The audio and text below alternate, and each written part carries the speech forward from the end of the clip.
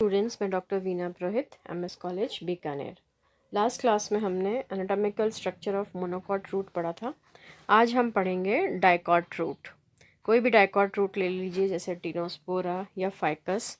जब हम उसकी टीएस काटते हैं तब एनाटॉमिकली जो प्राइमरी स्ट्रक्चर रहता है डाइकॉट रूट का, वह फॉलोइंग जोन्स में डिफ्रेंशिएटेड रहता है: root cap, epidermis, cortex, endodermis, pericycle, vascular tissue और कंजक्टिव टिश्यू।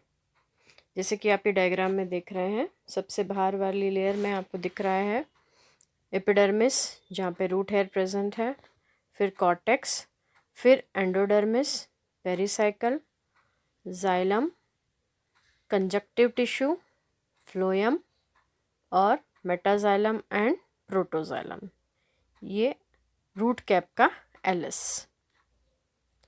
रूट कैप जो रहती है, एक मास ऑफ टिश्यू रहती है जो रूट की टिप पे प्रेजेंट रहती है।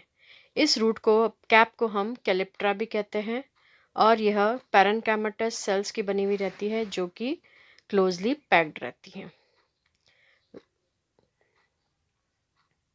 रूट कैप के अंदर एक स्पेशलाइज्ड ग्रेविटी सेल्स होती हैं जिनको हम कहते हैं स्टेटोसाइट्स।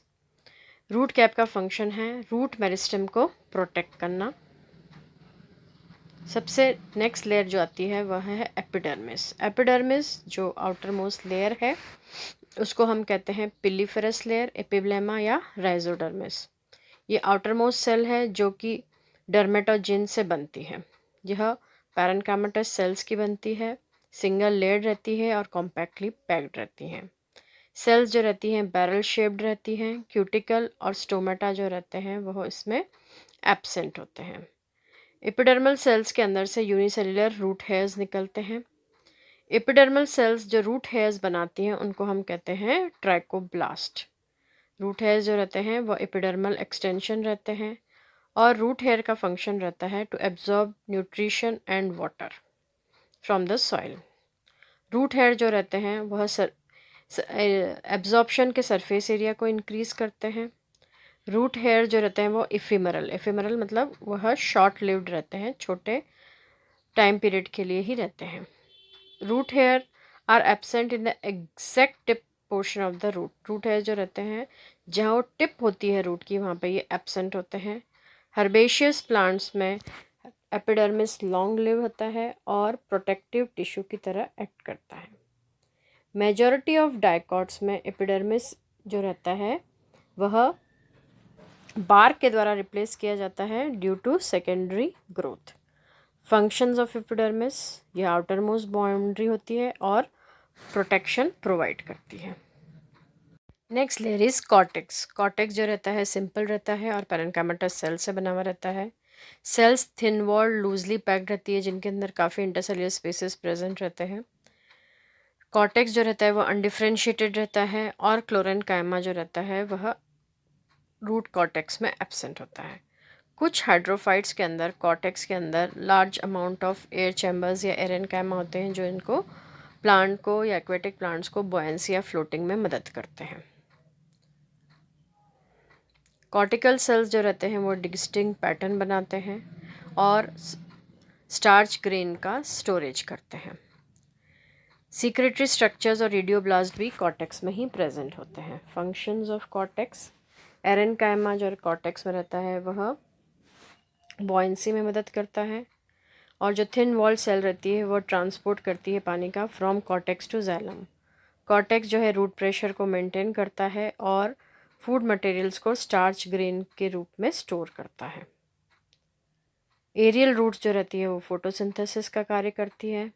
स्क्लेरेनकाइमेटस सेल्स जो कॉर्टेक्स में प्रेजेंट रहती है वो मैकेनिकल सपोर्ट देती है, और वेस्कुलर कैम्बियम जो रहता है जो सेकेंडरी ग्रोथ कराता है वह भी कॉर्टेक्स से ही बनता है। Next layer is endodermis. Endodermis जो रहती है वो कॉर्टेक्स के अंदर वाली लेयर होती है, काफ़ी डोमिनेंट और डिस्टिंक्ट होती है डाइकॉट रूट में, और सिंगल लेयर होती है बैरल शेप्ड सेल की। रेडियल और टेंजेंशियल वॉल्स के अंदर ये स्पेशल थिकनिंग्स बनाती हैं। इन स्पेशल थिकनिंग्स को, जो कि प्रोटोजाइलम के ऑपोजिट होती हैं, थिन वॉल्ड होती है, और उनको हम कहते हैं कैस्पेरियन थिकनिंग। एंडोडर्मल सेल्स जिनके अंदर कैस्पेरियन थिकनिंग्स नहीं होती उन्हें हम कहते हैं पैसेज सेल्स। एंडोडर्मल सेल्स जो रहती हैं वो स्टार्च ग्रेन को स्टोर करती हैं, इसलिए हम उन्हें स्टार्च शीट भी कहते हैं। एंडोडर्मिस जो रहता है उसका जो मेन फंक्शन है वह है वाटर के मूवमेंट को रेगुलेट करना from cortex to xylem. Endodermal cells जो रहती हैं वो स्टार्च ग्रेन्स को भी स्टोर करती हैं। Next layer is pericycle.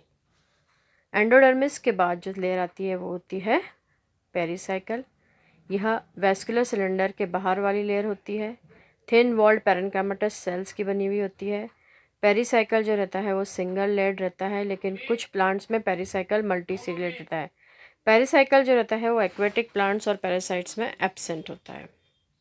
Lateral roots जो होती है वो पेरिसाइकल से ओरिजिनेट करती है, और कुछ प्लांट्स के अंदर पेरिसाइकल ही है जो कॉर्क कैम्बियम या फैलोजिन बनाता है। डाइकॉट्स के अंदर जो वेस्कुलर टिश्यू होती है उसके अंदर वेस्कुलर बंडल्स का रेडियल अरेंजमेंट होता है, यानी कि जाइलम और फ्लोएम ऑल्टरनेट पैचेस में प्रेजेंट रहते हैं और अलग अलग रेडियाई में प्रेजेंट होते हैं। वेस्कुलर बंडल्स लिमिटेड रहते हैं 2 यानी कि डायर से लेके 6 यानी कि हेक्सार तक। जनरली ये माना जाता है कि डाइकॉट रूट्स के अंदर टेट्राक टाइप ऑफ वेस्कुलर बंडल्स होते हैं, यानी कि 4 फ्लोएम और 4 ही जाइलम के स्ट्रैंड्स होते हैं। जाइलम एक्सार्क होता है, प्रोटोजाइलम जो रहता है वो बाहर की तरफ रहता है, और मेटाजाइलम जो रहता है वो अंदर की तरफ रहता है। मेटाजाइलम एलिमेंट्स जो रहते हैं वो पॉलीगोनल रहते हैं। फ्लोएम के अंदर होता है sieve tubes, companion cells and phloem parenchyma. Phloem fibres जो रहते हैं वह डाइकॉट रूट की वेस्कुलर टिश्यू में एब्सेंट होते हैं। प्रोटोफ्लोएम जो रहता है वो पेरिफेरी की तरफ रहता है, और मेटाफ्लोएम सेंटर में। फंक्शन वेस्कुलर बंडल्स के जाइलम का conduction of water and mineral, और फ्लोएम का कंडक्शन ऑफ फूड मटेरियल्स और मैकेनिकल सपोर्ट प्रदान करना। ये डायग्राम में आप क्लियरली देख रहे हैं 4 जाइलम और 4 फ्लोएम के स्ट्रैंड्स दिख रहे हैं आपको, यानी कि टेट्राक कंडीशन, सबसे बाहर एपिडर्मिस, उसके ऊपर रूट हेयर्स, फिर cortex well distinct but not differentiated. एकदम डिस्टिंक्ट दिख रहा है लेकिन इसमें कोई भी तरह का डिफ्रेंशिएशन जैसे outer cortex, inner cortex, hypodermis, इस तरह का डिफ्रेंशिएशन नहीं है। एंडोडर्मिस की लेयर दिख रही है, फिर पेरिसाइकल, फिर फ्लोएम, फिर जाइलम जिसमें प्रोटोजाइलम और मेटाजाइलम, और फ्लोएम और जाइलम के बीच में प्रेजेंट है आपकी कंजक्टिव टिश्यू, और बीच में होती है पिथ। कंजक्टिव टिश्यू पैरेन्काइमेटस टिश्यू जो कि जाइलम और फ्लोएम के बीच में प्रेजेंट होती है उसको हम कहते हैं कंजंक्टिव टिश्यू, या इसे हम कनेक्टिव टिश्यू या कॉम्प्लीमेंट्री टिश्यू भी कहते हैं। कंजक्टिव टिश्यू वह टिश्यू है जिससे इंटरफेसिकुलर कैम्बियम बनता है जो सेकेंडरी ग्रोथ कराता है। पिथ जो माना जाता है कि डाइकॉट रूट के अंदर पिथ जनरली एब्सेंट ही होती है। अगर पिथ प्रेजेंट होती है तो वो काफ़ी स्मॉल, सेंट्रली लोकेटेड और लूजली पैक्ड पैरेन्काइमेटस सेल्स की बनी होती है। अगर हमको रूट को आइडेंटिफाई करना है तो उसके ये पॉइंट्स हैं। रूट के लिए कि एपिडर्मिस प्रेजेंट होगा और उसके ऊपर क्यूटिकल एब्सेंट होगा। यूनिसेल्युलर अनब्रांच्ड एपिडर्मल हेयर होंगे। कॉर्टेक्स जो रहेगा अनडिफ्रेंशिएटेड रहेगा, एकदम डिस्टिंक्ट रहेगा, लेकिन उसमें कोई भी तरह का आउटर कॉर्टेक्स इनर कॉर्टेक्स का डिफ्रेंशिएशन नहीं होगा। कॉर्टेक्स के अंदर क्लोरेन्काइमेटस जोन भी नहीं होगा, और एंडोडर्मिस और पेरिसाइकल बहुत डिस्टिंक्ट रहेंगे। वेस्कुलर बंडल्स का अरेंजमेंट रेडियल रहेगा, जाइलम एक्सार्क रहेगा, और प्रोमिनेंट कैस्पेरियन थिकनिंग और पैसेज सेल्स दिखाई देंगी। डाइकॉट रूट के जो मेन पॉइंट्स हैं कि जाइलम और फ्लोएम जो हैं टेट्राक कंडीशन में रहेंगे, यानी कि 4 ही फ्लोएम और 4 ही जाइलम। जाइलम के जो एलिमेंट्स रहेंगे वो पॉलीगोनल रहेंगे, पिथ एब्सेंट रहेगी, और अगर प्रेजेंट होगी तो वह बहुत ही छोटी या स्मॉल होगी। इस तरह से हमने एनाटॉमी ऑफ डाइकॉट रूट पढ़ा। Thank you.